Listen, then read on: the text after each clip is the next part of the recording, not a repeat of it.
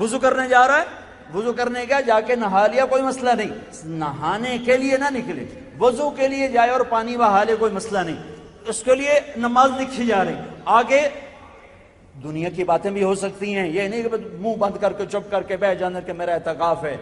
مسجد سے باہر جاؤ تو اعتکاف ٹوٹتا ہے، بات چیت کرنے سے اعتکاف نہیں ٹوٹتا، بولنے سے اعتکاف، تجھے کوئی مچ گاں تھوڑے تجھے بولنا نہیں، انسان ہو، آپس میں بات چیت کرو، اچھی بات کرو، اچھی بات کرو، لیکن اعتکاف والوں کے لیے خوشخبری ہے، مسجد میں سوئے ہوئے نفل پڑھے لکھے جا، مسجد میں کھانا کھا رہے ہیں نفلوں کا ثواب لکھا جا رہا ہے، اور جو ہی ہاتھ اٹھاتے ہیں لبیک لبیک کی صدا آتی ہے۔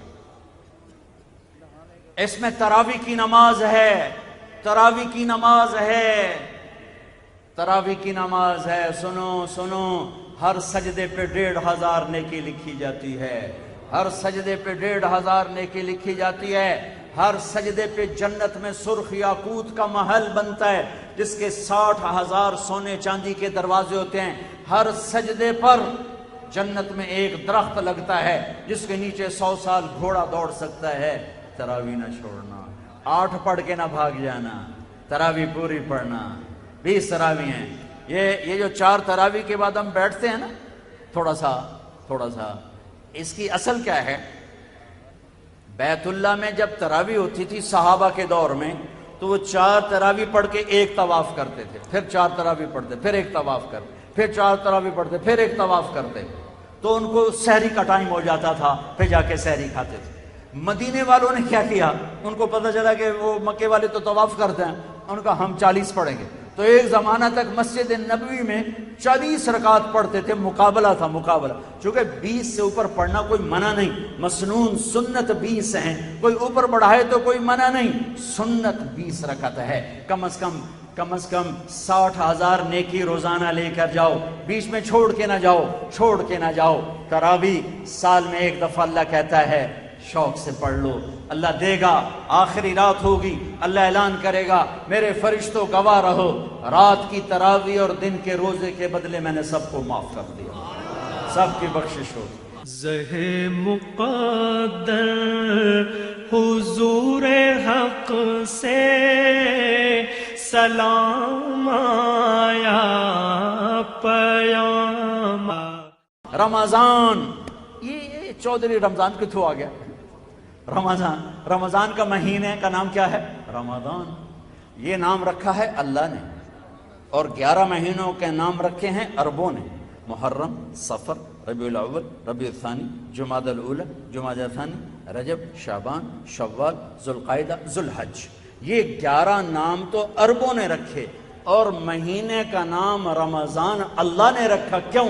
کہ اللہ نے کائنات کے بننے سے پہلے قرآن کی تلاوت کی تھی، تو اللہ نے پڑھا ہوگا شہر رمضان الذی انزل فیہ القرآن، اس لیے میں یہ اس سے استدلال کرتا ہوں کہ رمضان کا نام اللہ نے رکھا۔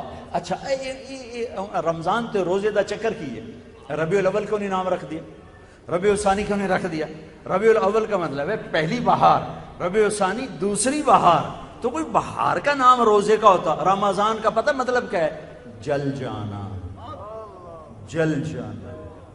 صلاۃ الاوابین حین ترمض الفصال، یہ جو چاشت کی نماز ہے، میرے نبی نے فرمایا نیک لوگ اس وقت نماز پڑھتے ہیں جب اونٹ کے پاؤں جلنے لگیں، ترمض رمض یرمض رمضانا مصدر ہے، تو رمضان کا کیا مطلب ہے بھائی؟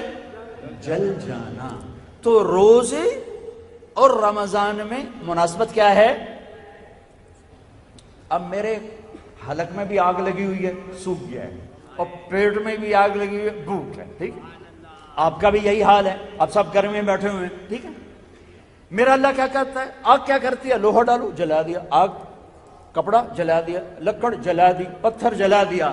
رمضان میں کیا ہوتا ہے؟ آپ سب کے اندر ایک آگ لگی ہوئی ہے روزے کی، اللہ آپ کے پچھلے سال کے گناہ اٹھاتا ہے اور اس بھٹی میں ڈال کے جلا کے سوا کر دیتا ہے، پھر اٹھاتا ہے اور ڈال کے سوا کر دیتا ہے، پھر اٹھاتا ہے، روزانہ ایک لپ پا دینا ہے وچ، جی میں دانے نہیں پاوے دے چکی دے پی کے باہر کر چھوڑو۔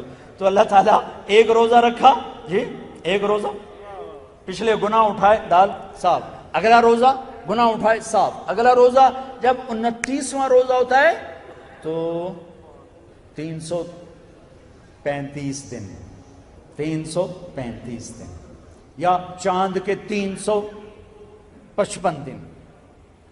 تو اللہ تعالیٰ کیا کرتا ہے کہ اس آخری روزے سارے سال کے گناہ تمہاری بھوک پیاس کی آگ میں ڈال کے جلا کے تمہیں کندن بنا دیتا ہے. چودھری رمضان آ گیا. رمضان کا مطلب سمجھ میں ہے گناہ جل گئے, پاک ہو گئے. بعضی چیزیں جل کے صاف ہوتی, لوہے کا زنگ جل کے, اور سونا جل کے, چاندی جل کے صاف ہوتا ہے. تو انسان کے گند اندر ہوتا ہے, ایک گندہ باہر, وہ پانی سے صاف ہو جاتا ہے. ایک گناہوں کی گندگی وہ اندر ہے, وہ اللہ روزے سے صاف کرتا ہے.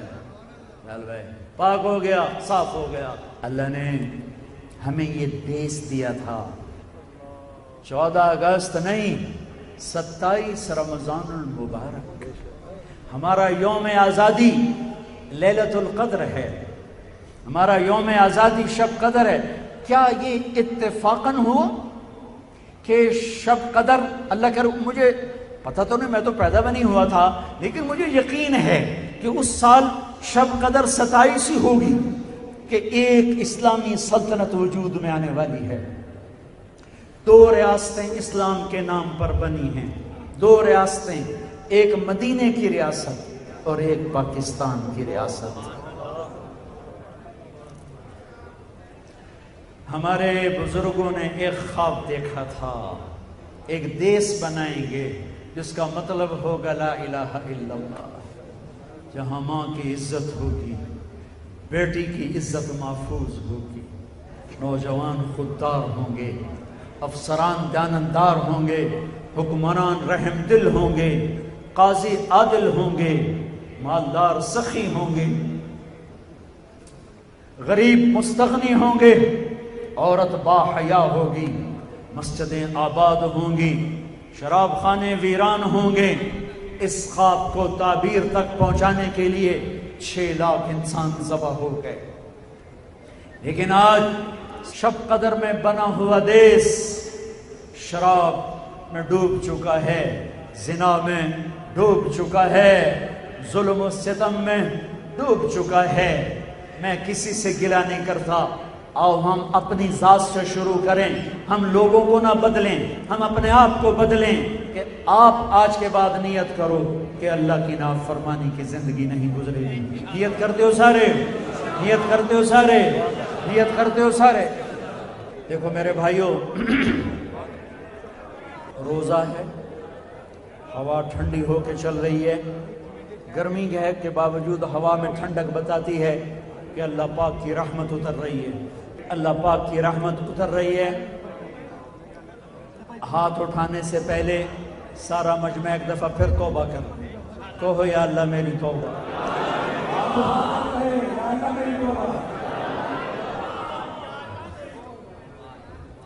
کسی سے لڑے ہوئے ہو, یہاں بیٹھے بیٹھے اسے معاف کر دو. کسی سے نفرت ہے, بیٹھے بیٹھے نکال دو. کسی سے رنجش ہے, جا کے صلح کر لو. کسی کا حق مارا ہے, جا کے معافی مانگ کے ادائیگی کی ترتیب بنا لو. ماں باپ ناراض ہیں, ان کے پاؤں پکڑ لو. ناراض دنیا سے چلے گئے, ان کی قبر پہ جا کے بیٹھ کے کچھ قرآن پڑھ دو, کچھ نفل پڑھ دو, کچھ صدقہ کر دو, اور مسلسل کرو. آپ فرما برداروں میں لکھے جاؤ گے. آپ سے آخری بات کرتا ہوں, میرا گلا بھی اب خشک ہو گیا ہے بہت, اور یہ بڑی اہم بات مجھے یاد آئی ہے. میں ہاتھ جوڑ کے کہتا ہوں, اس ملک کو فرقہ واریت سے بچاؤ, اس ملک کو فرقہ واریت سے بچاؤ, اس ملک کو فرقہ واریت سے بچاؤ. میں علماء سے کہتا ہوں, اس ممبر کو ناپاک نہ کرو, اس ممبر کو ناپاک نہ کرو.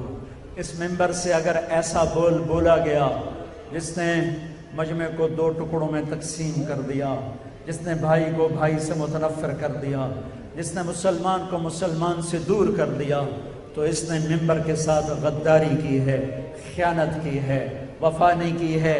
یہ ممبر میرے نبی کا ممبر ہے, اس کا سلسلہ مسجد نبوی کے ساتھ جا کر ملتا ہے. نبی نے اپنے منبر سے محبت کے پھول پیش کیے تھے، نفرت کی آگ نہیں بھڑکائی تھی۔ آپ سب سے کہتا ہوں، جتنے کھڑے ہو آگے پیچھے دائیں بائیں مرد عورت، مسلمان بن کے رمضان گزارو، امت بن کے زندگی گزارو۔ کسی فرقے کا، جو بھی آپ کا فرقہ ہے، سلوٹ کر رہا ہوں، سلام کرتا ہوں، عزت دیتا ہوں، قدر کرتا ہوں، لیکن مجھے بھی تو راستہ دو، مجھے بھی تو راستہ۔ میں نے آپ کو راستہ دیا ہے، اب مجھے بھی تو راستہ دو۔ میں نے آپ کو حق دیا ہے، اب مجھے بھی تو حق دو۔ میرے اللہ کی جنت بہت بڑی ہے۔ آج ہر فرقے والا یہاں تک پہنچ چکا ہے، وہ کہتے ہیں صرف ہم مسلمان ہیں، باقی سب دوزخی ہیں، باقی سب جہنم کافر ہیں۔ تو میں کسی کے نزدیک کافر ہو چکا ہوں، آپ بھی کسی کے نزدیک کافر ہو چکے ہیں۔ تو دنیا میں جب سب امت ایک دوسرے کو کافر کہہ رہی ہے، مجھے بتاؤ، اللہ کی قسم دے کے پوچھتا ہوں، پھر جنت کس کے لیے ہے؟ جنت میں کون جائے گا؟ سارے کلمہ گو ایک دوسرے کو کافر کہہ رہے ہیں۔ اختلاف کرو، مجھے بھی اختلاف ممکن ہے، مولانا عبدالخبیر صاحب سے مجھے 100 اختلاف ہوں، لیکن اس کا مطلب کیا ہے کہ میں انہیں جہنمی کر دوں، یہ مجھے جہنمی کر دیں؟ اختلاف کا یہ مطلب ہوتا ہے کہ کلاشن کوفے اٹھا کے سینے چیر کے رکھ دو، معصوم بچیوں کو تڑپتا چھوڑ دو، بوڑھی ماؤں کو بے آسرا چھوڑ دو، جوان بچیوں کو بیوہ کر دو، انسانیت کے نام، اسلام کے نام پر درندے بن جاؤ۔